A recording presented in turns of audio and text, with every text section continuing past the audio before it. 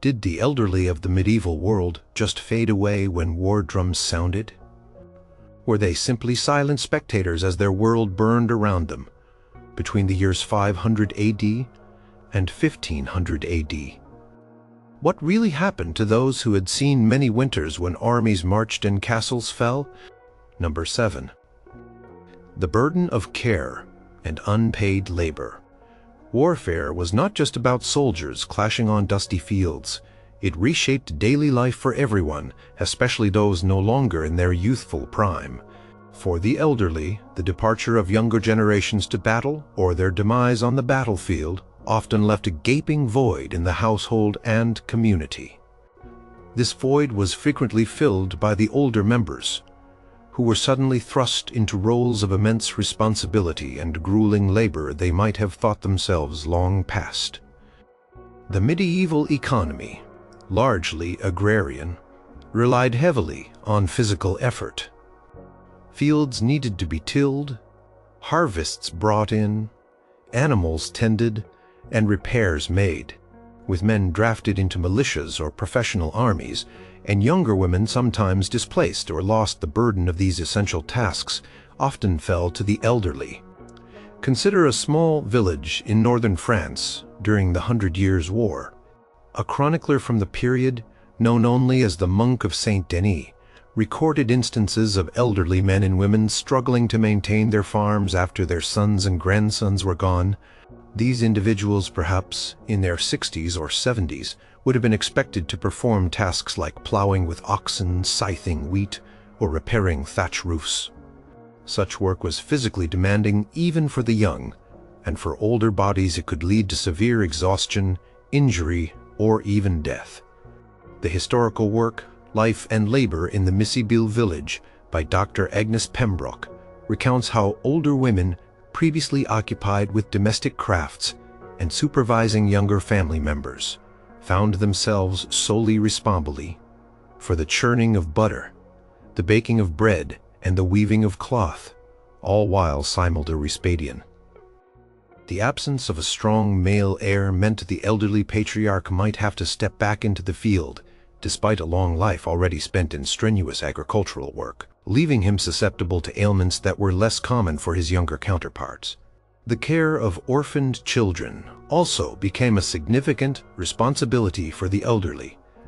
When parents were killed during raids, succumbed to disease spread by armies, or simply vanished, grandparents often became the primary caregivers. This was not a sentimental role, but a vital one for the survival of the family lineage and the household unit. These elderly individuals, who might have anticipated a quieter old age, found themselves with the daily tasks of feeding, clothing, educating, and protecting young children. This responsibility could extend for many years, consuming their limited resources and energy. A study of wills from the late medieval period, detailed in Family String Gems in Flux by Professor Julian Thorne, sometimes reveals grandparents explicitly named as guardians for minor children. A testament to the commonality of this arrangement, they were not merely providing emotional comfort, they were actively ensuring the physical survival of their grandchildren, which often meant undertaking unpaid labor, like foraging for food, mending clothes, or even participating in the village defense where possible. Beyond direct physical labor, the elderly often bore the weight of administrative and social roles. In communities decimated by war, they might be the last remaining individuals with institutional memory or the skills to manage communal affairs. They might have been the ones who remembered the old boundaries, the traditional rights, or the unwritten laws that govern the village. The village elder, regardless of physical frailty, was frequently consulted on matters of land dispute, local custom, and communal strategy. This role, while not physically taxing in the same way as farm work, carried immense mental and emotional stress, especially when decisions directly impacted the community's survival in times of conflict. The Chronicle of a Vanished Village, a small anonymous manuscript discovered in a monastery library, describes an 80-year-old woman, the oldest survivor, after a particularly brutal raid, who took on the responsibility of organizing the remaining few to bury the dead and salvage what little food remained, becoming the de facto leader of the shattered community. Her knowledge of medicinal herbs passed down through generations became invaluable in treating the wounded, an unpaid but crucial service. The constant need to replace lost resources also pushed the elderly into unexpected roles. If livestock were stolen or fields burned, older individuals might have to travel further or engage in more dangerous activities like scavenging to find new sources of food or materials. They might have been the ones tasked with bartering for essential goods in distant, sometimes hostile markets, using their accumulated wisdom and negotiation skills to secure supplies that younger, less experienced individuals might fail to acquire. This economic burden, often accompanied by the physical strain of travel, highlighted their enduring, often unacknowledged contribution to family survival in the face of widespread destruction. The account of a merchant in journals of a wandering soul from the 14th century mentions seeing elderly women in desolate areas selling their last pieces of heirloom jewelry to buy a few handfuls of grain, a stark example of their desperation and their willingness to make ultimate sacrifices. The elderly were also often the ones who took on the long, difficult task of rebuilding after a conflict subsided, while younger people might migrate elsewhere in search of opportunities. Those with deep roots in a devastated area, particularly the elderly, frequently remained. They spearheaded the slow, painful process of restoring homes, clearing rubble, and replanting fields, often with very little help. This was a testament to their resilience and their profound connection to their ancestral lands, but it was also an unpaid, backbreaking form of labor that drew upon their last reserves of strength. The register of the Abbey of St. Albans records a petition from a group of elderly tenants after a devastating raid, seeking reduced rents because they, being of advanced years, were the only ones left to mend fences and rebuild their cottages, demonstrating their active role in recovery efforts. This ongoing labor, often out of necessity rather than choice, depicts how warfare fundamentally altered the final, supposedly quiet years of medieval life, transforming them into a period of renewed struggle and indispensable contribution. Number 6. The erosion of social status and respect. In many medieval societies, age often brought with it a degree of respect and authority. Elders were repositories of wisdom, tradition, and memory, valued for their experience in a world where information was passed down orally and knowledge accrued over a lifetime was paramount. However, warfare had a devastating impact on this social standing, often eroding the very foundations of their customary veneration.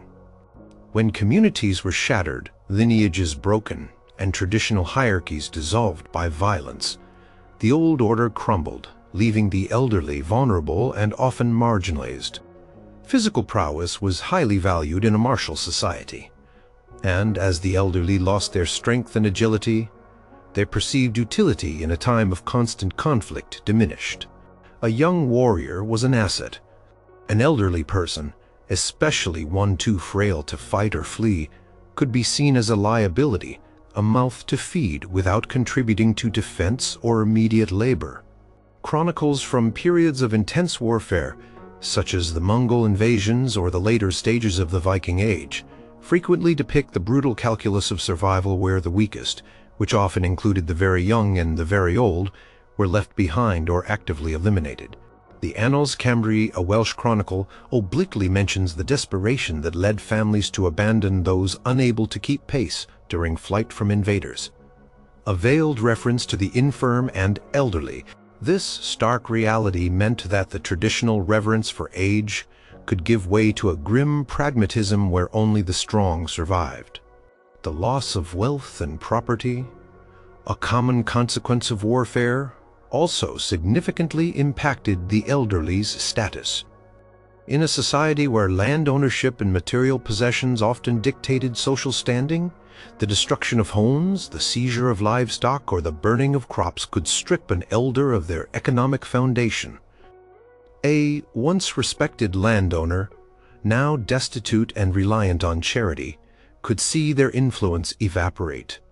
The Domesday Book, compiled after the Norman conquest, indirectly illustrates this by recording the drastic shifts in land ownership and the impoverishment of many Anglo-Saxon nobles, some of whom would have been elderly, their power and status irrevocably diminished. Without the means to provide for themselves or contribute materially, their traditional role as providers or patrons was undermined, leaving them dependent and potentially viewed as a burden. Furthermore, the very knowledge and wisdom that defined their status could become obsolete or even dangerous in a changed world. Traditional farming methods might be useless on scorched earth. Old laws and customs might be ignored by new conquering lords. The collective memory of a community, once held by its elders, could be rendered irrelevant by mass displacement or the imposition of new rulers and new ways of life. A 15th-century legal treatise on the rights of conquest described how new overlords frequently dismissed established local customs and the advice of village elders, preferring to impose their own rules, thus sidelining the traditional authority figures. This intellectual marginalization meant that their advice was less sought, after their stories less valued, and their presence less central to the community's functioning. The demographic shifts caused by warfare also contributed to the erosion of their status. If a significant portion of the younger generation was lost to war or disease, there would be fewer people to uphold the traditions of respect for the elderly or to care for them.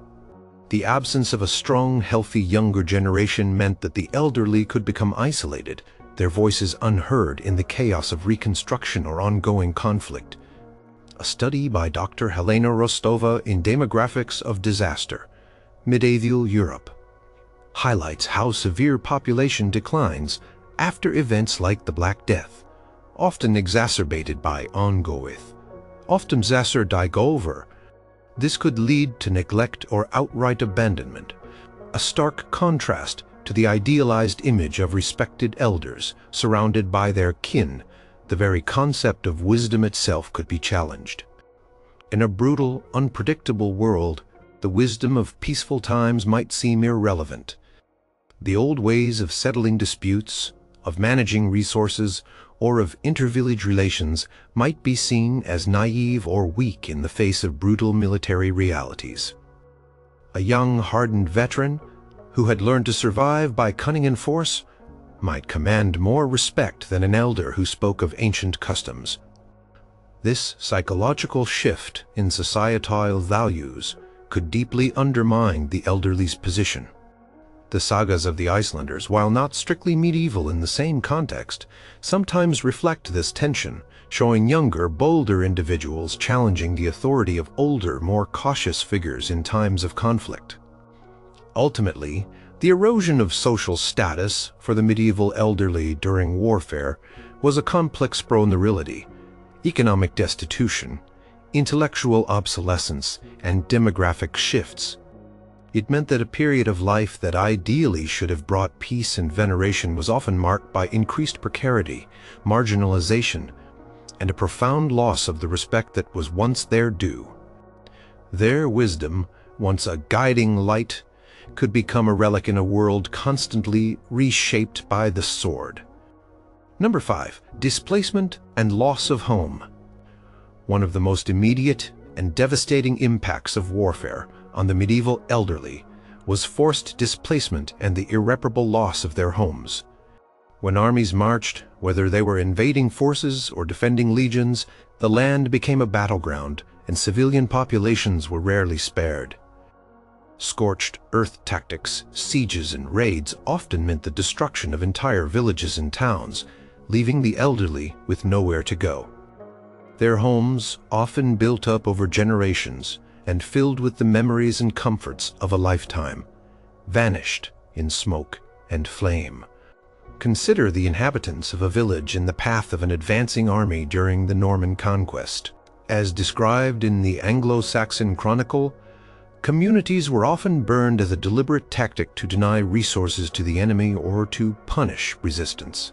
For an elderly person, perhaps too frail to travel quickly, too slow to escape detection, or too attached to leave their ancestral land, the destruction of their dwelling was catastrophic. Their accumulated possessions, tools, clothing, heirlooms, food, stores, which represented their entire life's work and security, would be lost.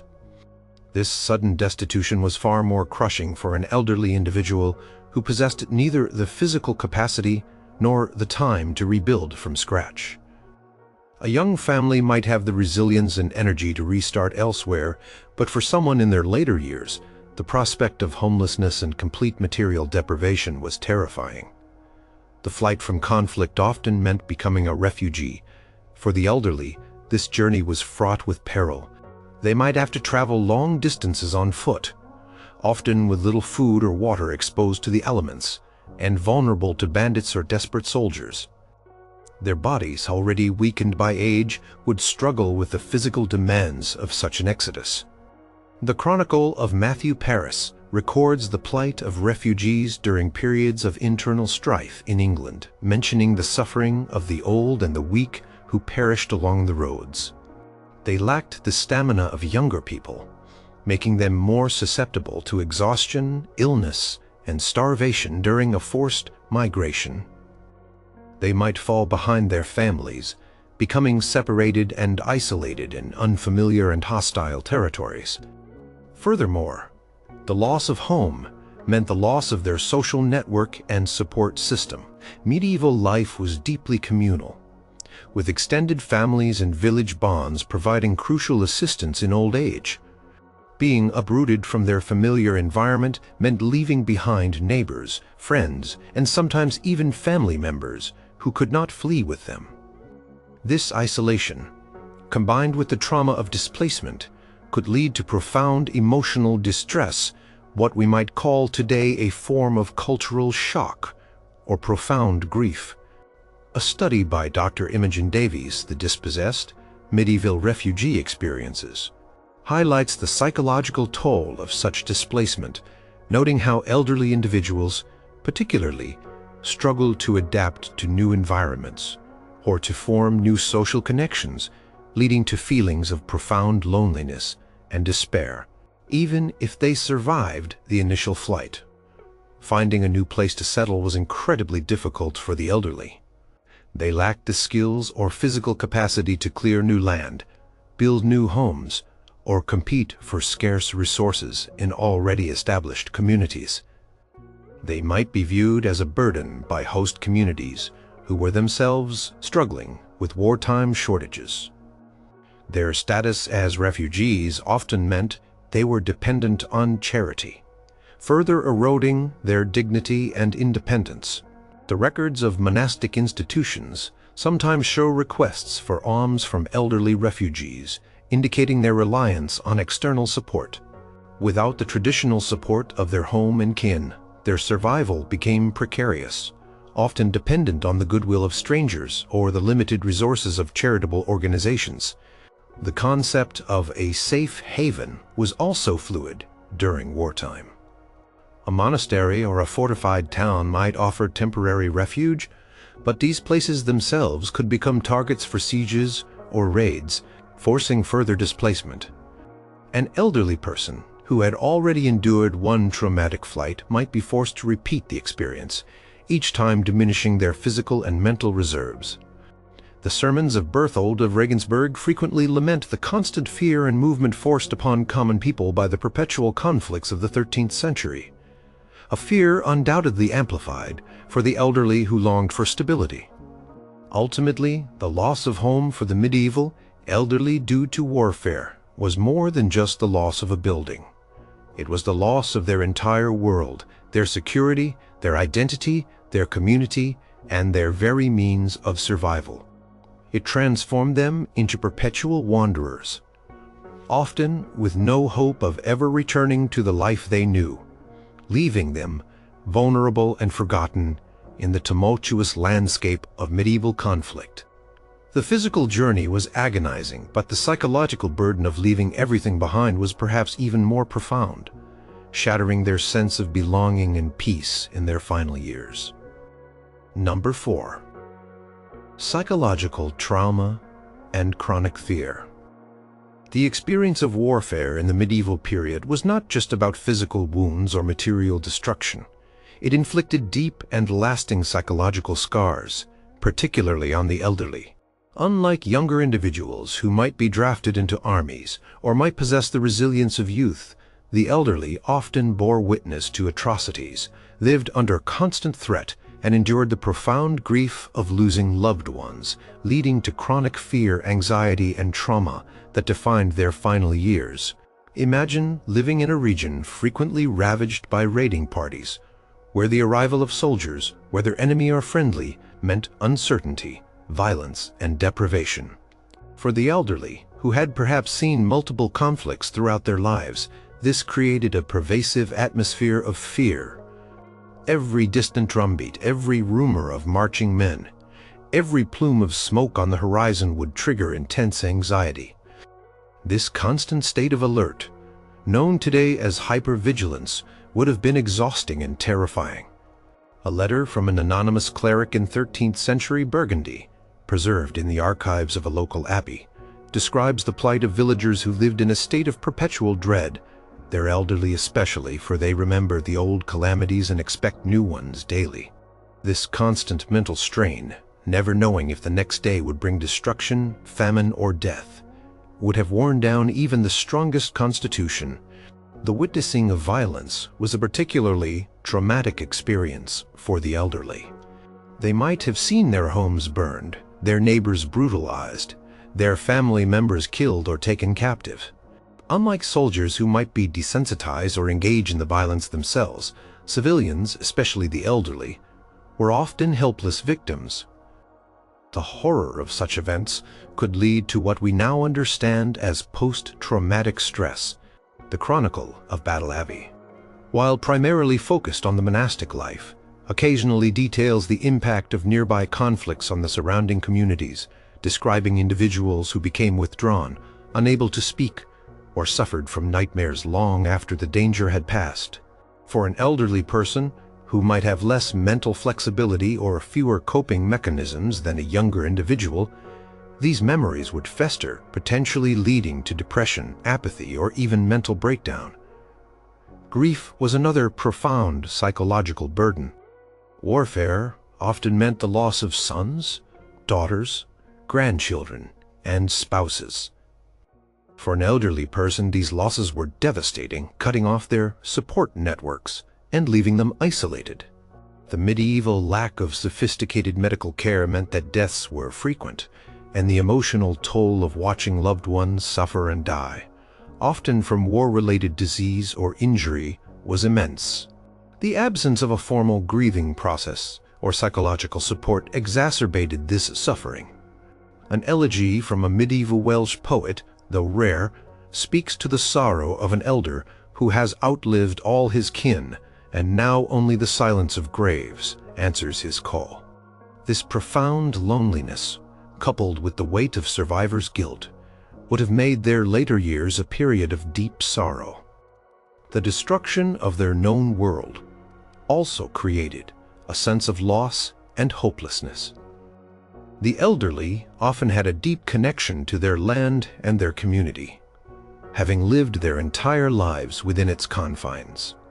When their village was razed, their church defiled, or their traditional way of life eradicated, it was as if their identity was stripped away. This cultural and personal annihilation could lead to a profound sense of meaninglessness. A marginal note in a 14th century psalter, likely added by a village priest, laments the despair of his elderly parishioners after a particularly harsh campaign, noting that their spirit is broken and they look to the earth, not to the heavens. This spiritual and existential crisis, brought on by the complete upheaval of their lives, was a form of psychological torture. Moreover, the psychological toll of warfare extended to the daily anxieties of scarcity and survival. The fear of famine, of being unable to find food or shelter, would have been a constant companion. For the elderly, who often had less physical strength to forage or travel, this fear was amplified. The uncertainty of where the next meal would come from, or if they would have a warm place to sleep, would contribute to a state of chronic stress. This stress could manifest physically, exacerbating existing health conditions or leading to new ones. The Bartholomew's Herbal, a medieval medical text, despite its limitations, recognized the connection between mental distress and physical ailments, noting that melancholy depression could be brought on by great frights and sorrows. In conclusion, the psychological impact of medieval warfare on the elderly was extensive and enduring. It subjected them to a relentless cycle of fear, grief, and trauma, shattering their sense of security and leaving them with deep, unseen wounds. Their final years, rather than being a time of peace and reflection, were often consumed by the harrowing memories and the pervasive anxiety of a world perpetually at war. The psychological suffering was as real and devastating as any physical wound, albeit often silent and unacknowledged in the historical records. Number 3. Health deterioration and increased mortality. Warfare significantly exacerbated the health challenges faced by the medieval elderly, often leading to rapid deterioration and increased mortality rates. Beyond the direct violence of battle, the secondary effects of conflict, famine, disease, exposure, and lack of care created a hostile environment where the already vulnerable elderly struggled to survive. Their weakened immune systems and pre-existing ailments made them particularly susceptible to the deadly consequences of war-torn landscapes. One of the most devastating impacts was the link between warfare and famine. Armies on the march often lived off the land, requisitioning or simply seizing crops, livestock, and food stores from local populations. The deliberate destruction of fields, known as scorched earth tactics, was also common, designed to deny resources to the enemy. For the elderly, whose nutritional needs were still significant, but whose physical capacity to procure food was diminished, widespread famine was a death sentence. The Chronicon Maius of Ralph of Cogshall describes how populations, particularly the old and the infirm, starved during periods of conflict, induced scarcity. They lacked the strength to forage for wild foods, to travel to areas with more resources, or to compete with younger, stronger individuals for what little food remained. Malnutrition weakened their bodies, making them more vulnerable to illness and unable to recover from even minor injuries. Disease was another silent killer that followed in the wake of armies. Large concentrations of people, soldiers, refugees, camp followers created ideal conditions for the spread of epidemics like dysentery, typhus, and various fevers. Poor sanitation in temporary settlements, contaminated water sources, and bodies left unburied further fueled the spread of pathogens. For the elderly, whose immune systems were naturally less robust, contracting such diseases was often fatal. Dr. Catherine Lomas, in her study, The Scythe of War, Disease in Medieval Conflict, details how the elderly consistently show higher mortality rates during outbreaks tied to military campaigns. Without access to effective medicine or even basic hygiene, an elderly person suffering from a fever or a severe intestinal infection had very little chance of recovery. Their inability to flee contaminated areas or to find clean water put them at a heightened risk. Exposure to the elements also took a heavy toll. As mentioned before, displacement often meant long journeys on foot, sleeping in the open, or finding inadequate shelter. For the elderly who were less able to regulate their body temperature or withstand extreme weather conditions, exposure to cold, rain, or heat could lead to hypothermia, pneumonia, or heat stroke. The loss of a stable home and warm bedding, combined with malnutrition, made them intensely vulnerable. The records of some medieval hospitals, though limited, occasionally mention elderly individuals admitted for conditions consistent with exposure, often having been found wandering after a conflict. The disruption of normal life and the breakdown of social structures meant a severe lack of care for the elderly. In peaceful times, family members, neighbors, or monastic institutions might have provided some level of support for the ailing elderly. But during wartime, these support systems often collapsed. Family members might be dead, displaced, or too preoccupied with their own survival to tend to the needs of their elders. Access to what little medical knowledge or remedies existed was also severely limited. Herbalists might have fled, monasteries might be plundered, and the few skilled healers might be overwhelmed treating the wounded soldiers.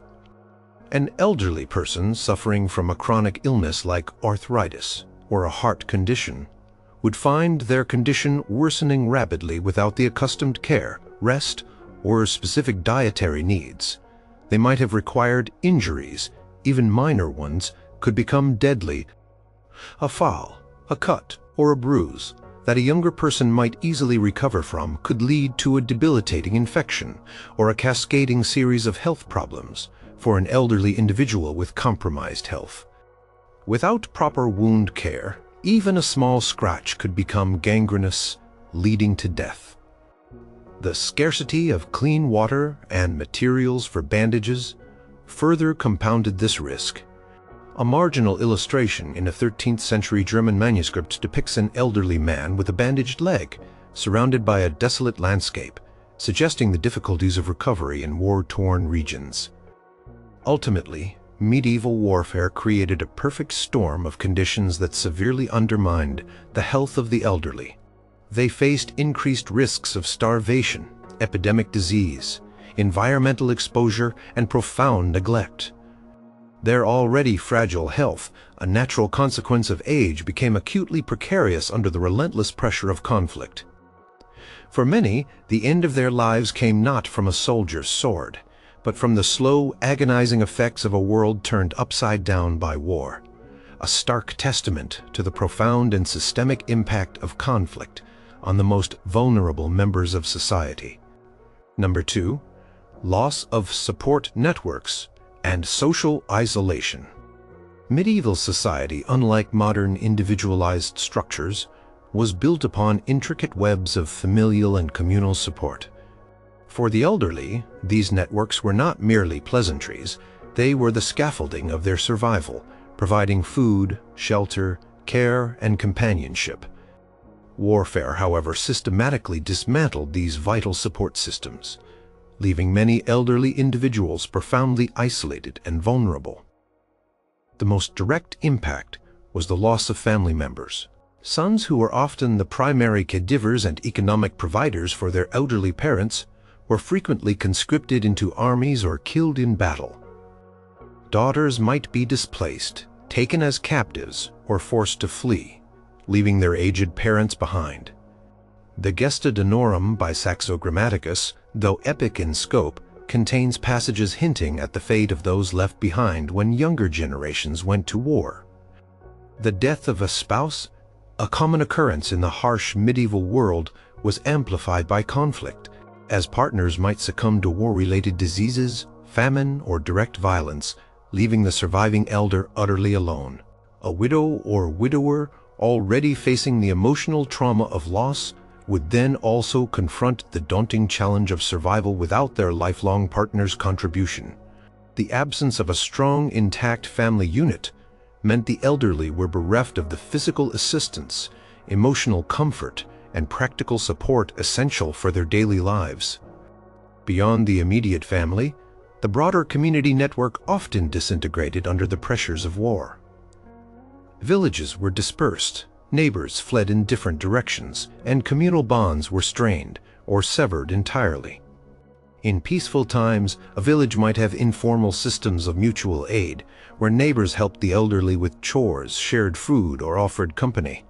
But when communities were decimated by raids, disease, or famine, these informal support mechanisms vanished. Everyone was fighting for their own survival, and the resources or inclination to help an elderly neighbor often diminished. The Chronicle of Otto of Freising records the desperation of communities fractured by the campaigns of the Hohenstaufen emperors, where self-preservation overshadowed neighborly kindness. The elderly, no longer integrated into a functioning communal life, found themselves in a void.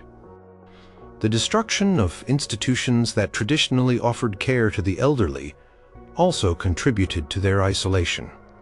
Monasteries and convents often provided alms, shelter, or direct care for the poor and elderly within their communities. However, these religious houses were frequently targets during wartime, plundered for their wealth or destroyed. With their resources depleted or their structures razed, their capacity to offer charity and support to the elderly was severely curtailed or eliminated entirely. The dissolution of the monasteries in England under Henry VIII, though a later event, illustrates how the removal of such institutions left many elderly and impoverished individuals without their traditional safety net. Furthermore, the very nature of conflict created a distrustful environment. Strangers were viewed with suspicion, and the elderly, unable to defend themselves, might become targets for unscrupulous individuals or bandits. This fear would lead them to retreat further into isolation rather than seeking help from those outside their immediate, shattered circle.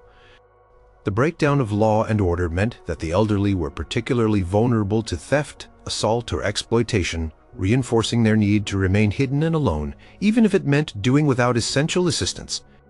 A 15th-century court record from a rural French region details a case of an elderly widow robbed of her meager belongings by passing soldiers, illustrating the dangers they faced in a lawless landscape.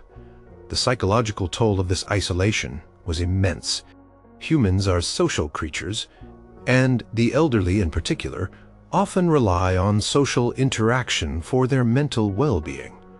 The loneliness of being the last surviving member of a family or a generation, with no one to share memories or simply converse with, could lead to profound depression and despair.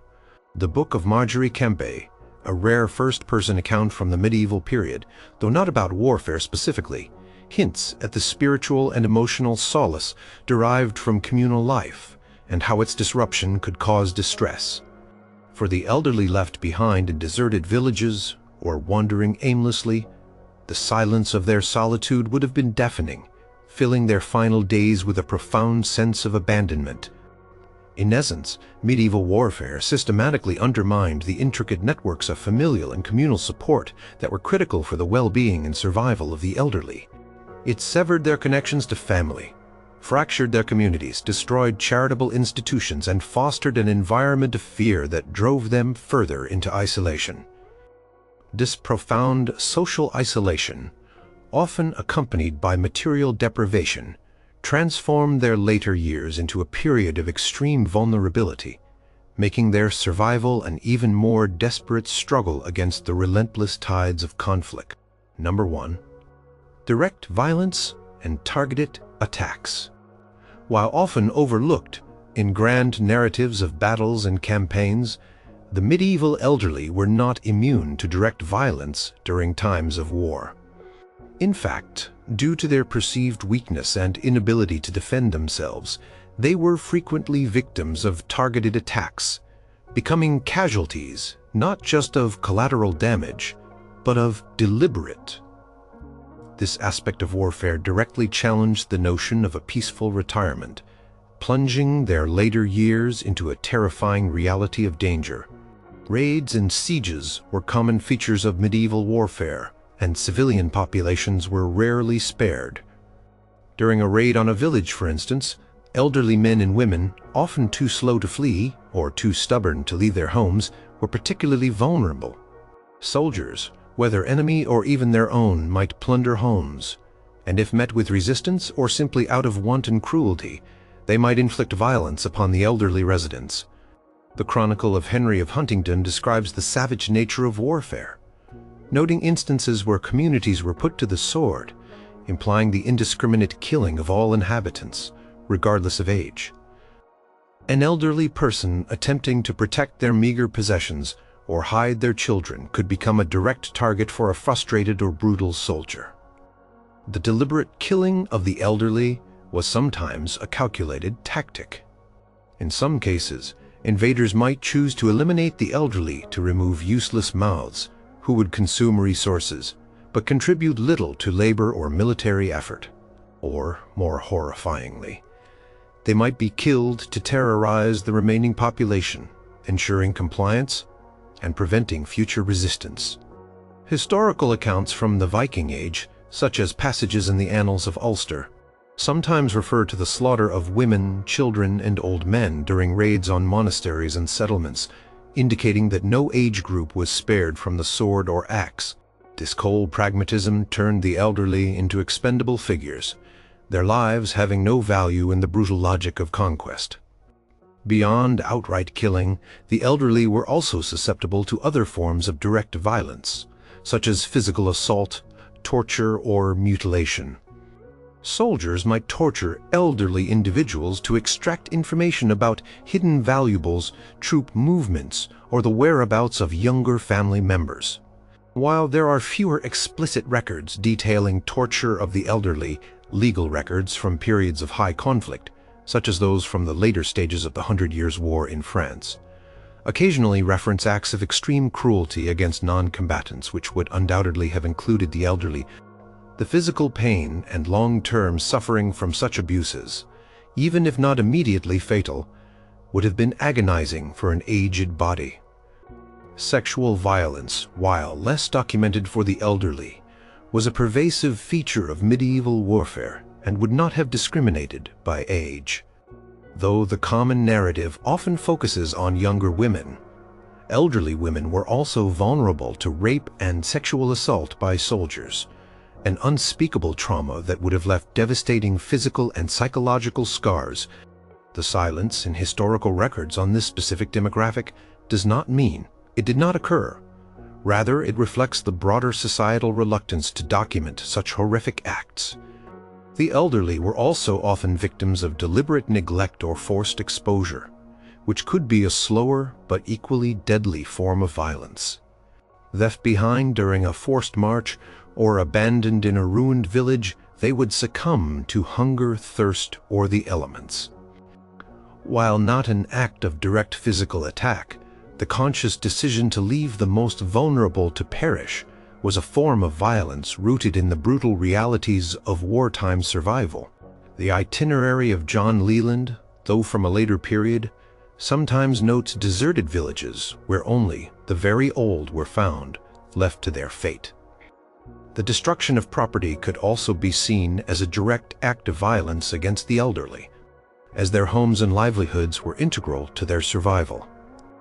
Burning down a cottage with an elderly person inside or destroying their meager food supply was a direct assault on their existence, stripping them of any hope for survival. The Doomsday Book, while a census, implicitly reveals the widespread destruction that accompanied the Norman conquest, which undoubtedly led to the deaths of many elderly through loss of shelter and food. In conclusion, the medieval elderly were far from passive observers in the face of warfare. They were frequent and deliberate targets of violence, whether through direct slaughter during raids, calculated elimination as useless mouths, torture for information, or the slower violence of abandonment and neglect. Their vulnerability made them easy prey. This grim reality of direct violence meant that for many old age in the medieval period was not a time of peaceful decline, but a period of terrifying danger, where their very existence was constantly threatened by the sword, the torch, and the brutal calculus of war.